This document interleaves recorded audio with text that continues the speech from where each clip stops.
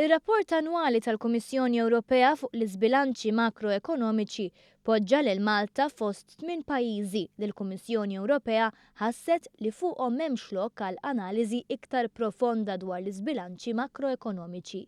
Bil-Gvern kien jiddeskrivi dan ir-rapport bħala sinjal ieħor li Malta għandha ekonomija b'saħħitha. Saħansitra pajjiżi ġeneralment meqjusin bħala b'saħħithom bħal-Ġermanja, l-Awstrija u l-Olanda ma natawx dan l-istess riżultat mill-esperti tal-Kummissjoni Ewropea.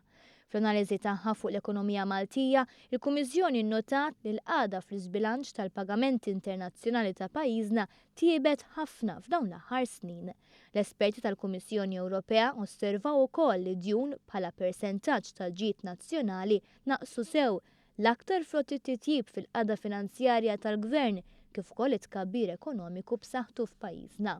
Skont il-Kummissjoni Ewropea, pajjiżna issaħħaħ ħafna fil-qasam tax-xogħol b'żidiet robusti fl-impjiegi u tnaqqis fil-qatt, speċjalment fost iż-żgħażagħ. Dan jikkuntrasta sew ma' dak li qed jiġri fil-bqija tal-Unjoni Ewropea.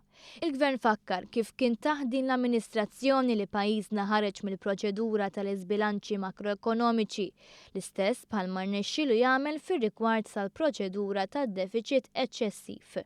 Dan l-aħħar ċertifikat pożittiv tas-saħħa u l-istabilità tal-ekonomija tagħna mistennija twassal għal aktar interess minn investituri barranin kif ukoll għal titjib fl-ottimiżmu fost l-azzjendi f'pajjiżna temm jgħid il-Gvern.